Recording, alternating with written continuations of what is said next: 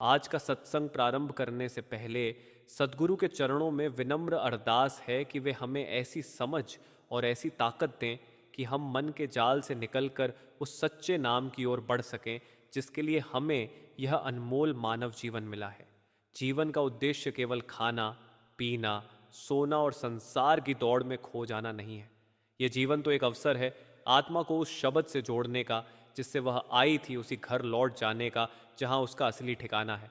लेकिन उस यात्रा के रास्ते में सबसे बड़ा दुश्मन कौन है? वह है मन। मन बहुत चालाक है। वह हर बार हमें बहाने देता है कि अभी तो समय नहीं है, बाद में सिमरन कर लेंगे, आज तो थकान है, कल बैठेंगे, इतना ध्यान करने से क्या होगा, कोई फायदा तो नहीं दिखता।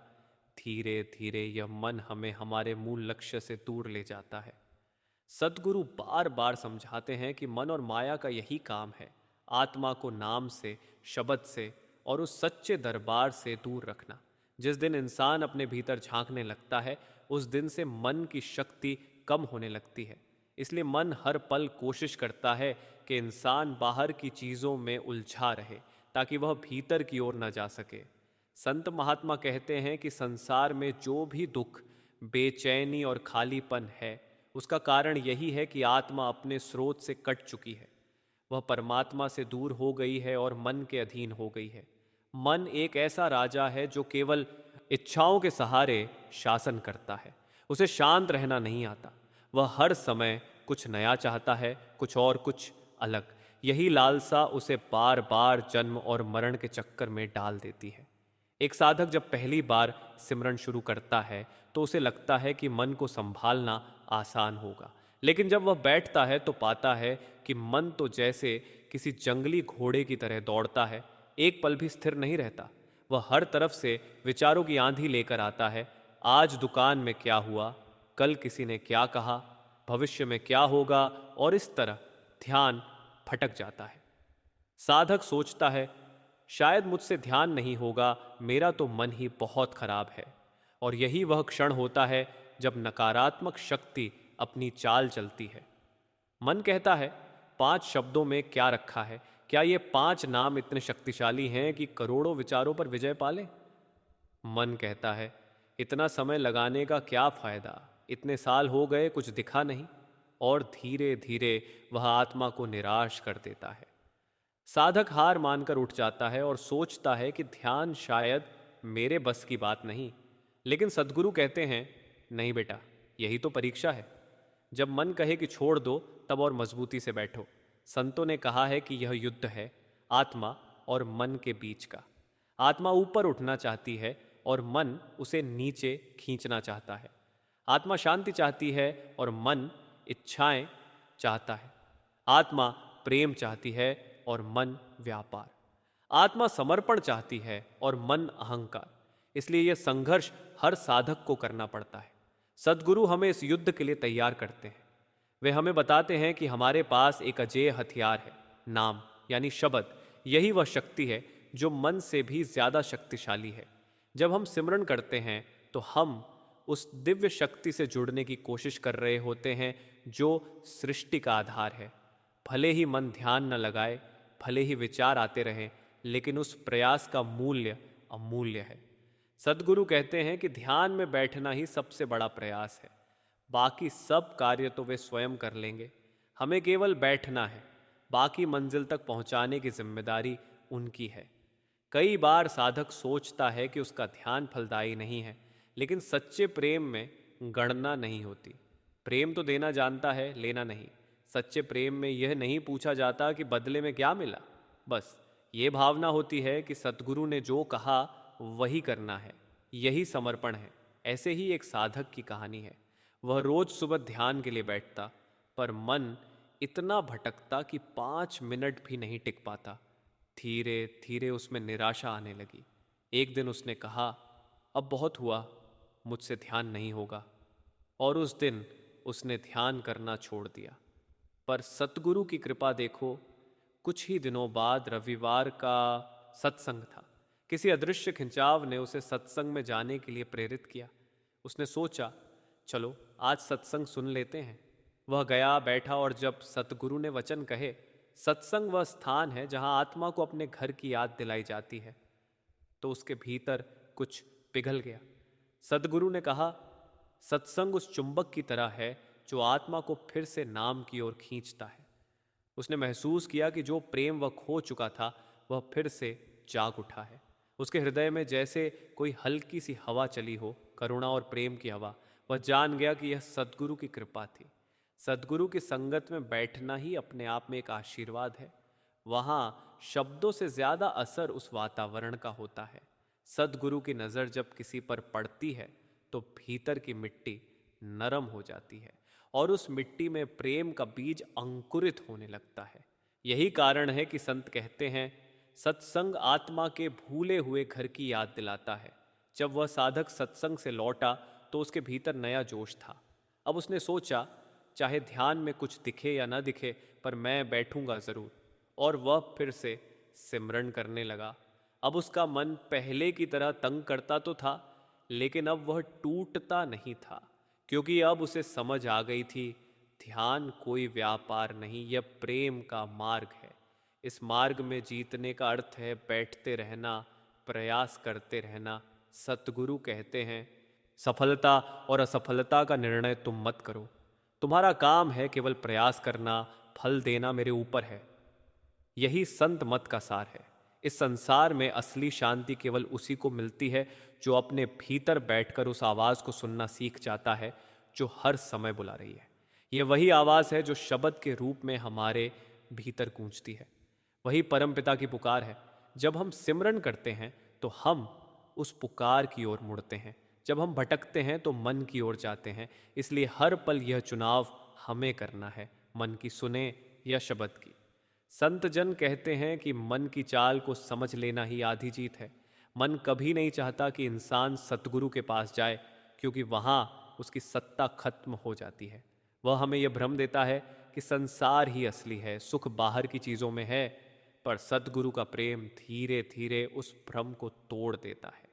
वे अपने प्रेम से आत्मा को जगाते हैं, और जब आत्मा एक बार जाग जाए तो फिर मन उसे ज्यादा देर रोक नहीं सकता। जब साधक ध्यान में बैठता है और बार बार गिरकर फिर उठता है तो हर बार उसके प्रयास को गिना जाता है। हर बार सद्गुरु उसकी कोशिश को अपने दरबार में स्वीकार करते हैं, और जब समय आता है तो वही प्रयास एक दिन रंग लाता है। जैसे कोई पत्थर पर पानी की बूंदें गिरती हैं तो धीरे धीरे निशान पड़ता है, वैसे ही सतत सिमरन आत्मा के भीतर मार्ग खोल देता है। सतगुरु बार बार कहते हैं, ध्यान आसान नहीं है, पर इसका हर पल अनमोल है। कोशिश ही सफलता है। जो प्रयास करता है वही सच्चा योद्धा है। वह जानता है कि यह युद्ध मन के विरुद्ध है, और जो इस युद्ध में टिका रहा उसे एक दिन सद्गुरु अपने हाथों से विजय दिलाते हैं। सच्चा साधक वही है जो हार कर भी बैठता रहे, गिरकर भी उठे, क्योंकि वह जानता है कि यह सब अपने बल पर नहीं, सद्गुरु की कृपा से ही हो रहा है। उसका काम केवल अर्जी लगाना है, मंजूरी ऊपर से आती है। इसीलिए कहा गया, गुर मिलिया ता दर मिलिया, दर मिलिया ता सुख होई, नाम बिना दुख न जावे, नाम बिना छुट्टे न कोई। सद्गुरु का मिलना ही परम सुख है। जब सद्गुरु मिल जाता है तो दर खुल जाता है, पर उस दर तक पहुंचने के लिए सतत प्रयास चाहिए। वही प्रयास ध्यान, सिमरन और सेवा में दिखाई देता है। सद्गुरु की कृपा का खेल निराला है। साधक सोचता है कि वह खुद ध्यान कर रहा है, पर वास्तव में जो भी प्रयास होता है वह सद्गुरु की प्रेरणा से ही होता है। कोई भी आत्मा स्वयं से इस मार्ग पर नहीं चल सकती जब तक भीतर से सद्गुरु का बुलावा न आए। यह रास्ता प्रेम का है, तर्क या ज्ञान का नहीं। यहाँ तो सब कुछ समर्पण से चलता है। संत महात्मा कहते हैं कि सच्चा सत्संग वही है जो आत्मा को उसके घर की याद दिला दे। जब साधक सत्संग में बैठता है तो वहाँ केवल शब्द नहीं होते, वहाँ वह वातावरण होता है जो आत्मा को भीतर की ओर खींचता है। सद्गुरु के वचन सुनते सुनते, उनका चेहरा देखते देखते कोई हल्की सी तड़प जाग उठती है। वह तड़प घर लौटने की होती है। ये वह तड़प है जो जन्म जन्मांतरों की नींद को तोड़ देती है। एक समय की बात है, एक साधक कई सालों से ध्यान कर रहा था, परंतु उसे कोई अनुभव नहीं हो रहा था। उसका मन बार बार उसे धोखा देता। शायद ये सब व्यर्थ है, तुझे कुछ नहीं मिलेगा। पर वह सद्गुरु के वचन याद रखता था। सच्चा प्रेम वही है जिसमें गणना न हो। वह रोज बैठता रहा, चाहे मन भागता ही क्यों ना हो। धीरे धीरे उसके भीतर एक अजीब सी स्थिरता आने लगी। उसे समझ आने लगा कि ध्यान केवल आंखें बंद करना नहीं, बल्कि अपने मन को धीरे धीरे सतगुरु के हवाले करना है। संतों ने कहा है कि जब साधक सिमरण करता है तो वह अपने मन की परतें खोल रहा होता है। हर परत में कर्मों की धूल जमा होती है। जब यह धूल झड़ने लगती है तो मन बेचैन होता है, क्योंकि उसकी पकड़ ढीली पड़ रही होती है। लेकिन साधक को डरना नहीं चाहिए। यही तो वह समय है जब सद्गुरु भीतर से काम कर रहे होते हैं। जब मन बार बार भागे, तब साधक को एक बात याद रखनी चाहिए, ध्यान में हम अकेले नहीं होते। सद्गुरु हर पल हमारे साथ होते हैं। जब हम सिमरन करते हैं तो सद्गुरु भीतर खड़े होकर हमारी कोशिश देख रहे होते हैं। वे जानते हैं कि हम कितनी मेहनत कर रहे हैं, कितनी बार गिरकर फिर उठ रहे हैं। उनका प्रेम असीम है। वे कभी यह नहीं देखते कि हमने कितनी बार असफलता पाई, वे यह देखते हैं कि हमने कितनी बार प्रयास किया। कहा गया है कि सतगुरु के दरबार में कोई असफल नहीं होता। जो बैठता है वह सफल है, जो प्रयास करता है वह विजेता है, क्योंकि सतगुरु के शब्दों में शक्ति है। जब वे कहते हैं मैं तुम्हें घर पहुंचाऊंगा, तो वह केवल वादा नहीं, आदेश होता है। सद्गुरु का आदेश कभी असत्य नहीं होता। एक बार एक बुजुर्ग से पूछा गया, बाबा जी, ध्यान में मन बहुत भटकता है, क्या करें? उन्होंने मुस्कुराकर कहा, मन का काम है भटकना, तुम्हारा काम है बैठना। यही बात जीवन का सार है। मन की चाल को बदलना हमारे बस में नहीं, पर बैठने की आदत बनाना हमारे हाथ में है। जो रोज बैठता है वह धीरे धीरे मन पर अधिकार पा लेता है। सतगुरु कहते हैं, ध्यान कोई अनुभव प्राप्त करने का साधन नहीं, बल्कि समर्पण का अभ्यास है। जब हम बैठते हैं तो हम ये कहते हैं, हे मालिक, मैं आया हूँ, तू जैसा चाहे वैसा कर। यही सरेंडर है, यही प्रेम है। और जब यह सरेंडर पूर्ण हो जाता है तो भीतर से शांति बरसने लगती है। कई बार सत्संग में जब सद्गुरु के वचन चल रहे होते हैं तो आत्मा भीतर से कांप उठती है। कोई शब्द नहीं समझ आता, पर आंखें नम हो जाती हैं। ये वही क्षण होता है जब सद्गुरु की करुणा भीतर तक पहुंच जाती है। उनके प्रेम की तरंग आत्मा को छू जाती है और वह भूल जाती है कि वह कौन है, कहाँ है। यही सत्संग की महिमा है। यह बाहरी नहीं, भीतरी स्नान है। एक दिन एक साधक सत्संग के बाद सतगुरु के चरणों में गिर पड़ा और बोला, मालिक, ध्यान नहीं लगता, मन बहुत परेशान करता है। सतगुरु ने प्रेम से कहा, बेटा, ये मन ही तो तुझे सच्चा साधक बना रहा है। अगर मन सीधा होता तो तू प्रभु को याद क्यों करता? इस संघर्ष के बिना प्रेम का मूल्य कैसे समझ आता? उस दिन उस साधक ने जाना कि ध्यान में आने वाली कठिनाई ही वास्तव में कृपा का रूप है। अगर सब कुछ सहज होता तो आत्मा में वह तड़प कैसे जगती जो सतगुरु तक पहुंचाती है। हर साधक के जीवन में एक समय आता है जब उसे लगता है कि वह आगे नहीं बढ़ पा रहा। वह बैठता है पर भीतर कोई शांति नहीं।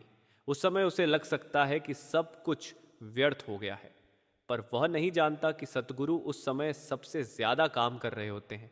जैसे किसान जब खेत जोतता है तो जमीन उलट पुलट होती है, मिट्टी अस्त व्यस्त हो जाती है, पर वही तैयारी होती है बीज बोने की। वैसे ही जब भीतर उथल पुथल मचती है तो समझ लेना चाहिए कि बीज अंकुरित होने वाला है। संत कहते हैं कि मन कोई बाहरी शत्रु नहीं, ये वही ऊर्जा है जो अगर शब्द से जुड़ जाए तो हमारी सबसे बड़ी मित्र बन सकती है। मन को मारना नहीं, मन को समझना है। उसे प्रेम से उस दिशा में लगाना है जहां उसका मूल है, शब्द में। जब वह शक्ति उलटी होकर भीतर की ओर मुड़ेगी तो वही मन आत्मा का सहायक बन जाएगा। इस संसार में हम जो भी प्राप्त करते हैं वह सब अस्थाई है। पद, धन, यश सब समय के साथ मिट जाता है, पर जो ध्यान और नाम से जुड़ा है वही शाश्वत है। जब साधक यह सच्चाई समझ लेता है तो धीरे धीरे मन के माया जाल से निकलने लगता है। उसे समझ आने लगता है कि बाहर कुछ नहीं रखा। असली आनंद तो उस मौन में है जहां सृष्टि का संगीत गूंज रहा है। एक दिन वही साधक जिसने पहले ध्यान छोड़ दिया था अब नियमित रूप से बैठने लगा। हर दिन वह सतगुरु को याद करके ध्यान करता, चाहे मन भागता ही क्यों न हो। धीरे धीरे उसे एक नई अनुभूति होने लगी। अब उसे मन पर गुस्सा नहीं आता था, वह उसे समझने लगा था। अब जब विचार आते तो वह बस मुस्करा देता और कहता, चलो आज भी कोशिश करते हैं। यह बदलाव ही सतगुरु की कृपा का प्रमाण है। सतगुरु की महिमा यह है कि वे कभी थकते नहीं। जब हम हार मान लेते हैं तब भी वे हमें उठाते हैं। जब हम कहते हैं मुझसे नहीं होगा, तब वे भीतर से आवाज़ देते हैं, तू मेरा है, तेरे साथ मैं हूँ। यही तो सतगुरु का वचन है। जब वह कहते हैं मैं तुम्हें घर ले जाऊंगा, तो वह कोई आश्वासन नहीं, वह एक वचन है जो सृष्टि की नींव जितना अटल है। सत्संग में बैठना, शब्द सुनना, नाम का सुमिरन करना, यह सब सतगुरु की संगति में रहने के समान है। संतों ने कहा है, सत्संग सच्चे प्रेम की आग को जलाए रखता है। अगर यह आग बुझ जाए तो ध्यान करना कठिन हो जाता है। लेकिन जो नियमित रूप से सत्संग में आता है, वह उस दिव्य वातावरण से अपनी आत्मा को सींचता रहता है। जैसे पौधा सूरज की रोशनी से हरियाली पाता है, वैसे ही आत्मा सत्संग की रोशनी से जीवन पाती है। संत तुलसीदास ने कहा, सत्संगति करी तझि कुशीला, बहुरी न धरहि मन मलीना। अर्थात सत्संग के प्रभाव से मन की मलिनता मिट जाती है और वह पवित्र हो जाता है। जो साधक नियमित रूप से सत्संग सुनता है, उसके भीतर धीरे धीरे विनम्रता आती है। उसे यह समझ आने लगती है कि जीवन का हर अनुभव, हर कष्ट, हर परिस्थिति सतगुरु की योजना का हिस्सा है। वह शिकायत करना छोड़ देता है और समर्पण में जीना सीख जाता है। यही सच्ची साधना है। संतों का मार्ग कठिन नहीं है, पर इसे आसान बनाने के लिए धैर्य चाहिए। जब तक हम अपने अहंकार को जीवित रखेंगे, तब तक हमें थकान लगेगी। लेकिन जब हम ये मान लेंगे कि सब कुछ सतगुरु की मर्जी से हो रहा है, तब मन शांत होने लगेगा। संतों ने एक बात कही है, जो भया सो भली भांति भया। यानी जो कुछ हुआ वही सर्वोत्तम हुआ, क्योंकि वह सतगुरु की इच्छा से हुआ। जब यह भावना आती है, तब मन हार जाता है और आत्मा जीत जाती है। सतगुरु हमें केवल शब्द से नहीं जोड़ते, वे हमें अपने प्रेम से भर देते हैं ताकि हम कभी निराश न हो। वे जानते हैं कि संसार का अंधकार गहरा है, इसलिए वे अपने वचनों से हमारे जीवन में प्रकाश भरते हैं। जब आत्मा उस प्रकाश को महसूस करती है, तो वह स्वयं को भूल जाती है, केवल प्रेम रह जाता है। संत महात्माओं ने हमेशा कहा है कि इस मार्ग पर चलना एक युद्ध के समान है, लेकिन यह युद्ध तलवारों से नहीं, प्रेम और धैर्य से लड़ा जाता है। यहाँ शत्रु बाहर नहीं, भीतर बैठा है मन। और सेनापति कौन है? स्वयं सतगुरु। साधक को बस इतना करना है कि वह इस दिव्य सेनापति के आदेशों का पालन करे। जब साधक रोज बैठता है, सिमरण करता है, ध्यान लगाता है, चाहे मन लाख बहाने बनाए, तब सद्गुरु प्रसन्न होते हैं। उन्हें हमारे अनुभवों की परवाह नहीं, उन्हें हमारे प्रयास की परवाह है। वे कहते हैं, जो बैठता है वह मेरे दरबार में आया समझो। ये बैठना ही तो सबसे बड़ा समर्पण है। धीरे धीरे साधक को यह एहसास होने लगता है कि ध्यान कोई मेहनत नहीं, बल्कि एक मिलन है। जब वह आंखें बंद करता है तो यह सद्गुरु से मिलने का क्षण होता है। चाहे भीतर कुछ दिखाई न दे, पर वह पल स्वयं में दिव्यता लिए होता है, क्योंकि उस पल आत्मा संसार से हटकर अपने घर की ओर देख रही होती है। यही तो प्रेम है, बिना देखे, बिना पाए भी लगे रहना। एक समय की बात है, एक वृद्ध साधक अपने जीवन के अंतिम दिनों में भी रोज सिमरन करता था। किसी ने पूछा, बाबा जी, अब तो आप इतने बुजुर्ग हैं, क्या अब भी ध्यान करते हैं? उन्होंने मुस्कुराकर कहा, अब तो सबसे ज्यादा करता हूं, क्योंकि अब घर लौटने का समय पास है। यह सुनकर सबकी आंखें नम हो गईं। ये वही भावना है, जब सच्चा साधक जान लेता है कि अब इस जीवन का उद्देश्य केवल मालिक की याद में जीना है, तो वह हर पल को पूजा बना देता है। सतगुरु का प्रेम एक अदृश्य धारा है। जब वह बहती है तो आत्मा उसमें बह जाती है। मन की सारी चालें, सारे भ्रम धीरे धीरे मिट जाते हैं। अब साधक यह नहीं सोचता कि मेरा ध्यान लगा या नहीं। अब वह बस इतना जानता है, मैं बैठा था, मेरे मालिक ने देखा था, वही काफ़ी है। यह समझ आ जाना ही सच्चा आत्मज्ञान है। सद्गुरु कहते हैं कि जो मन को जीत लेता है वही संसार को जीत लेता है। लेकिन मन को जीतना बाहरी शक्ति से संभव नहीं, केवल नाम की शक्ति से संभव है। नाम वह ज्वाला है जो अंधकार को मिटा देती है। जब हम सिमरन करते हैं तो यह नाम धीरे धीरे मन की दीवारों को गलाता है। वह दीवार जो आत्मा और परमात्मा के बीच खड़ी थी, एक दिन टूट जाती है और फिर आत्मा मुक्त हो जाती है। सत्संग का प्रभाव यह है कि वह आत्मा को बार बार जगाता है। जब हम सत्संग में बैठते हैं तो हमें याद आता है कि हम कौन हैं और क्यों आए हैं। बाहर की दुनिया हमें भुला देती है कि हमारा असली घर कहाँ है, लेकिन सत्संग हमें याद दिलाता है, तू इस मिट्टी की नहीं, उस रोशनी की है। यही सत्संग का आशीर्वाद है। कई बार साधक को लगता है कि सद्गुरु की कृपा नहीं हो रही, पर वास्तविकता यह है कि जो ध्यान में बैठा है वही तो कृपा के घेरे में है। अगर कृपा न होती तो बैठने की प्रेरणा भी ना आती। सद्गुरु कभी किसी को छोड़ते नहीं, बस हमारी समझ सीमित होती है। जो हमें कठिनाई लगती है वही हमारी सफाई का साधन होती है। जो दर्द हमें रुलाता है वही भीतर की मिट्टी को मुलायम बनाता है, ताकि प्रेम का पौधा अंकुरित हो सके। एक दिन एक साधक बहुत परेशान होकर बोला, मालिक, मैं रोज ध्यान करता हूं पर कोई अनुभव नहीं होता। सद्गुरु ने प्रेम से कहा, तू ध्यान नहीं करता बेटा, ध्यान तुझसे करवाया जा रहा है। ये बात सुनकर उसकी आंखों से आंसू बह निकले। उसे समझ आ गया कि प्रयास भी हमारा नहीं, वह भी सद्गुरु की कृपा है। जो बैठा है वह बुलाया गया है। ध्यान में सबसे कठिन बात यह नहीं कि मन भटकता है, बल्कि यह कि हम परिणाम चाहते हैं। हम सोचते हैं कि कुछ दिखे, कुछ अनुभव हो, तभी ध्यान सफल है। लेकिन सच्चाई इसके उलट है। जब कुछ नहीं दिखता तब ध्यान सच्चा होता है, क्योंकि तब हम बिना अपेक्षा के प्रेम कर रहे होते हैं। वही प्रेम सतगुरु तक पहुंचता है। संतों ने कहा है कि प्रेम में कोई हार नहीं होती। जो इस मार्ग पर चलता है वह चाहे 1000 बार गिर जाए, लेकिन वह फिर उठता है, क्योंकि सतगुरु उसके साथ हैं।